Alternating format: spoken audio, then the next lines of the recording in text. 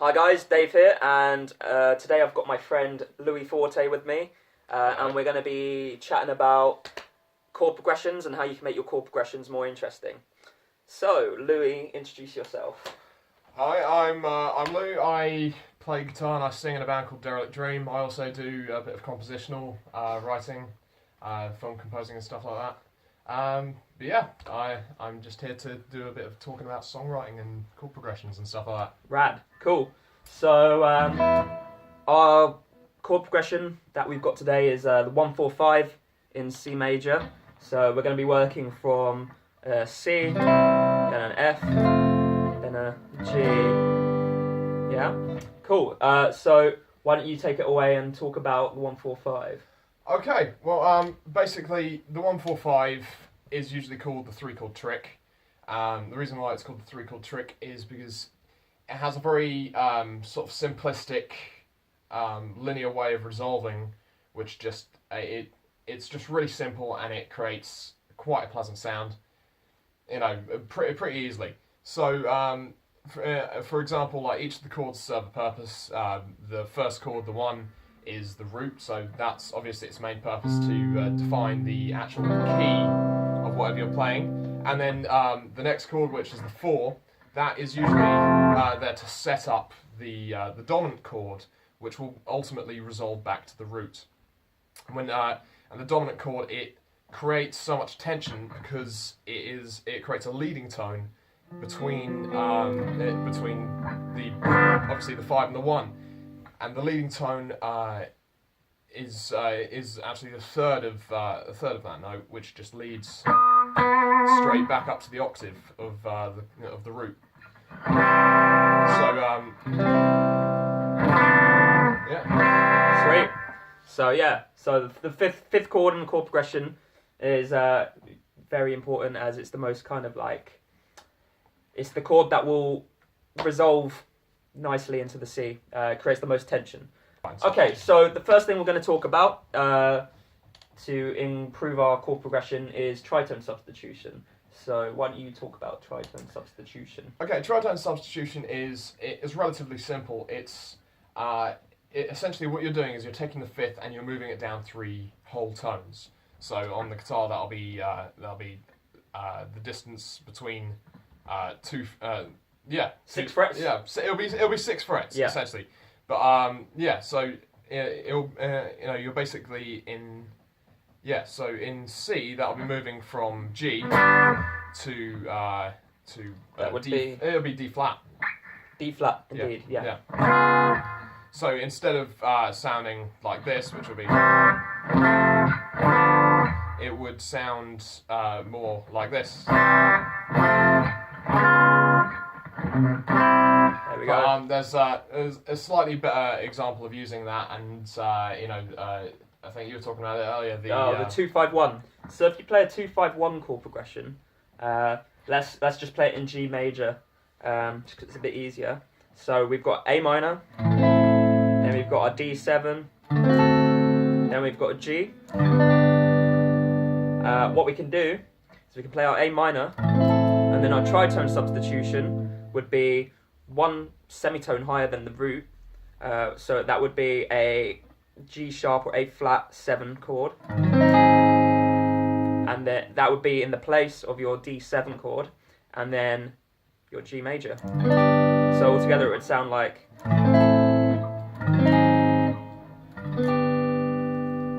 as opposed to. So that's just a cool little trick you can add to your chord progressions if you're sick of using a dominant 7th or the 5 chord to resolve back to your 1 chord. You can use the tritone substitution there. So, moving on from tritone substitution. Substitution. Inversions. So, let's talk about inversions. Okay. You take it away. All right, inversions. Inversions have so many numerous uses. Particularly if I think you did a video on it before, didn't you? The caged system. The cage system, yeah. Yeah. So if you take the same kind of theory of the cage system and you apply it, rather than playing a chord sequence more kind of easily for you, it's more about how you voice it in terms of the whole band. So you could have one guitar playing the lower octave, and then you could be playing an inversion higher up, and that will just create more space in the overall sound of the song. That can really help just create a much wider dynamic space for the entire band. Great. So how about if you play the C, F, and G Yes. in just the open positions, Mhm. and then I will figure out right now the C, F, and G in different inversions. We can see how that sounds. So I'll play a C chord in the D shape, so right up here. Then I can play my F with the A shape here, and then I can play my G with where's a G? Where's a good G? There. And I'll use the C shape like that. So instead of, I could play it like that. And if we layer them on top of each other, it would sound really cool. So if we play C, then a F, then a G. It's pretty cool. So inversions are a really cool way of using the same chords, but just making them sound a bit different. No. So do you have any more thoughts on inversions? Well, I mean, essentially, you can just use inversions for multiple reasons. If you're structuring sort of voices, if you're trying to essentially write out a notation for a vocalist to follow, and it's a choir piece, for example.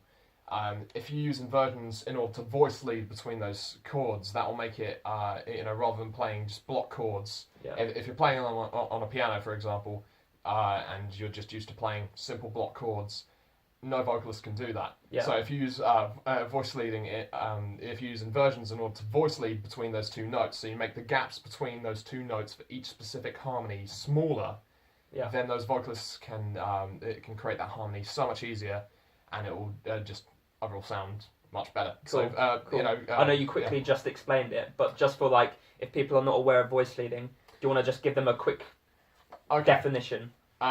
Voice leading is essentially using specific inversions in order to make the distance between the chords, the notes, much smaller. So if you take the 1-4-5 chord sequence, for example, if you were to play that on a piano, it will be obviously starting from C, and then the third, and then the fifth.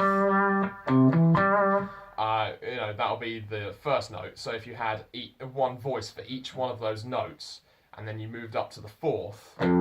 So if you're going from the 1 to the 4, for a vocalist to be able to do that, that's quite taxing.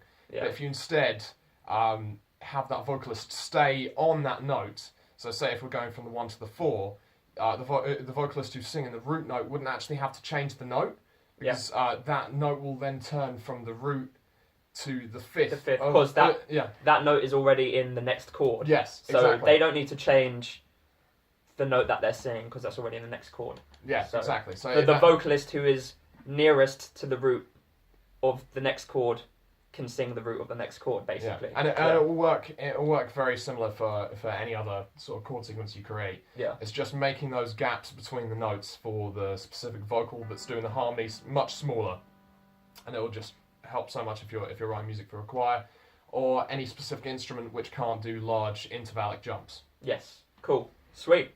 So that's quick crash course on voice leading.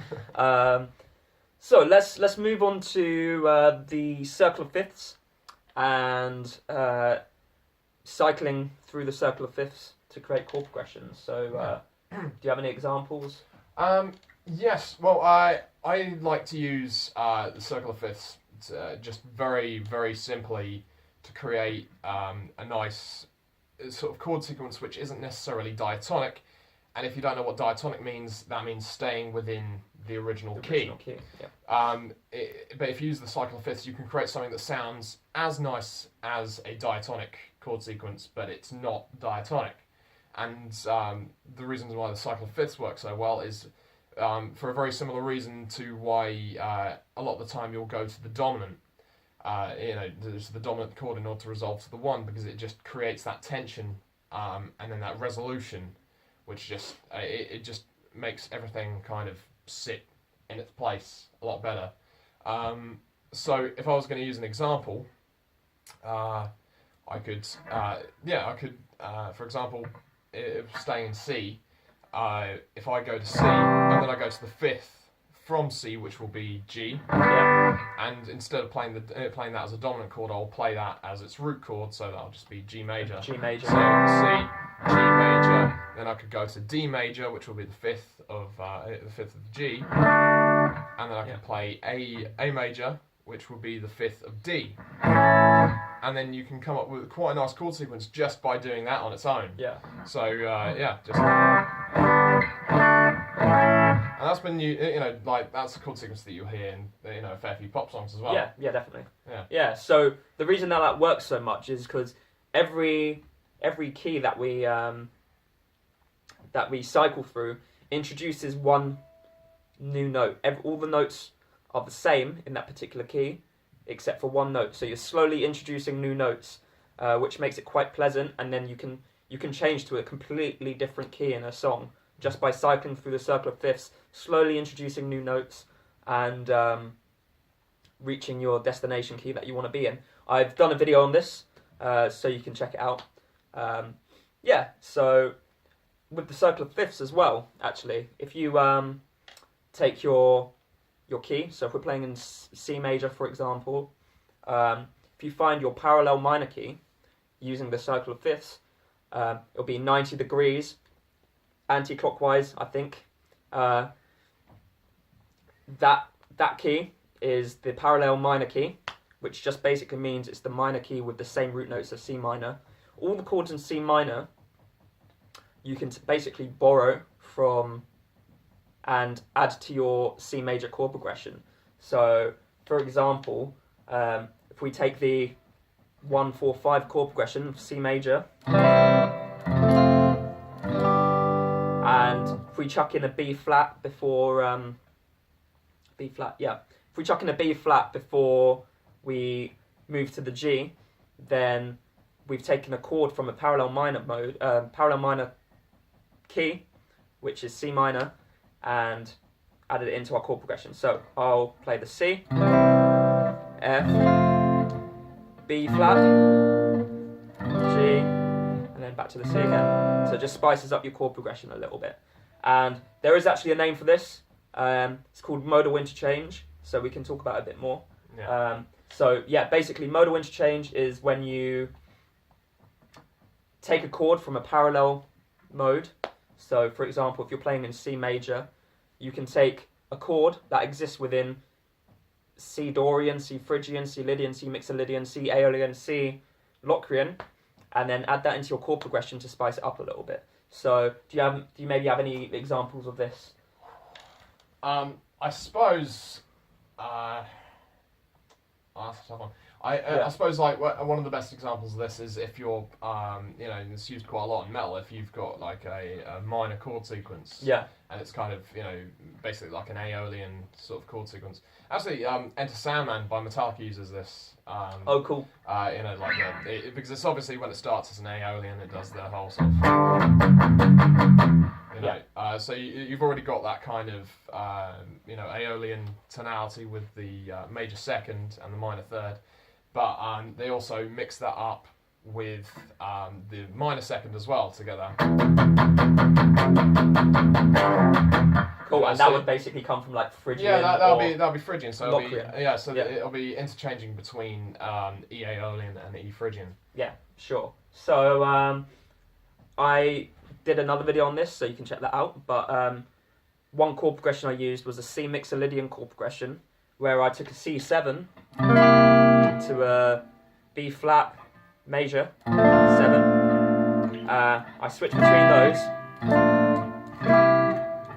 and I believe I took a chord from C Locrian and added it to the end, which was a A flat 7, and added it into the chord progression. So.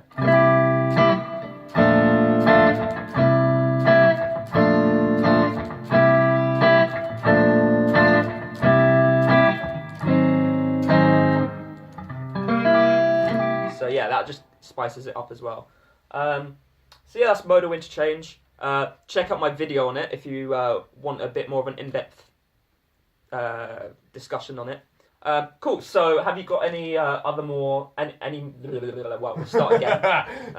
So mate, have you got any other subjects we can talk about to improve our chord progressions? Yeah, well, on the subject of modal interchange and parallel using parallel modes, one thing that I thought would be pretty good to bring up is the use of using parallel modes in composition, and in composition those are usually called chromatic medians. Cool. And a median is essentially meaning the 3, so it's the 3 of that scale. Okay, cool. So cool. Essentially you'll just be borrowing you'll be borrowing the chord that is played on the 3rd degree of the original scale you're playing. So if I was playing an E major, usually you would be playing G sharp. It'll be G sharp minor.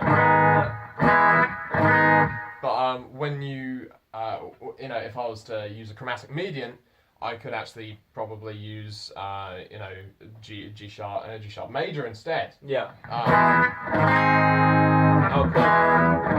Which is quite cinematic, So Sure. that's why a lot of composers use stuff like that. Or I could borrow from Aeolian, so I could go to Sure. E Aeolian and play a major chord on the degree of the minor 3rd. So sure. Yeah. So wouldn't that be a major chord anyway? So you would.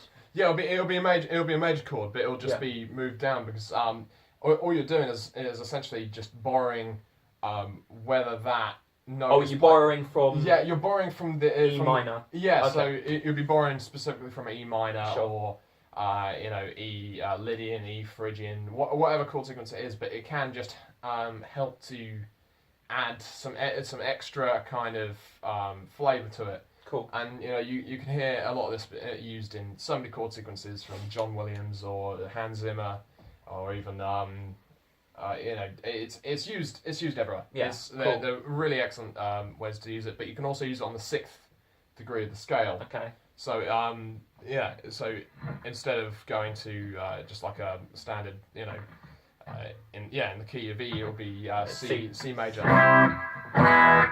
In the key of E, it'll be C sharp. Yeah, it'll be C sharp minor. C sharp minor. Yeah. Yeah. So in the key of E, I'm thinking about it in the key of E, E minor. Yeah. No. Yeah. I've played E minor way too much.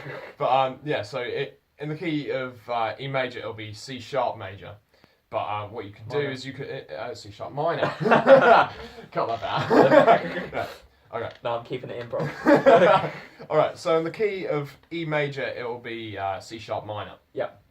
But what you can do with if you were going to turn that into a chromatic median chord sequence, you could play C sharp major, or you could play just C major.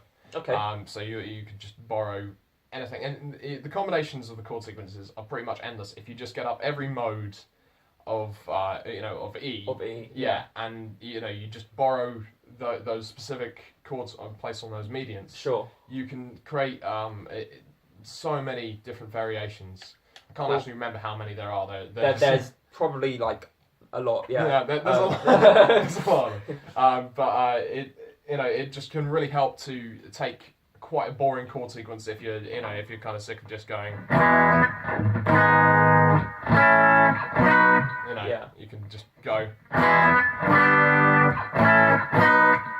That's cool. That's a lot cooler than the first one. Yeah. Yeah, exactly. So, yeah, awesome. So that's kind of just like it is basically modal interchange. Yeah. But a kind of a more specific. Yeah, it's just using it is essentially exactly the same thing, but it's just restricting it to specific notes within those scales. That's cool. Yeah.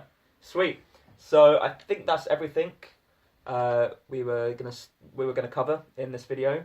Yeah. So if you want to plug your band, any of your projects, anything that you're doing, then you can right now. Well, my main project is Derelict Dream. We're kind of a progressive metal band. We're going to be releasing an EP pretty soon. It's going to be kind of progressive metal in the vein of like Sugar, Gojira, that kind of stuff. Yeah. I mean, it sounds a lot like Between the Buried and Me to me as well, which is really cool. I'm a big fan, so you know. Yeah, no, there's Devin Townsend, there's touches of that in there. Definitely.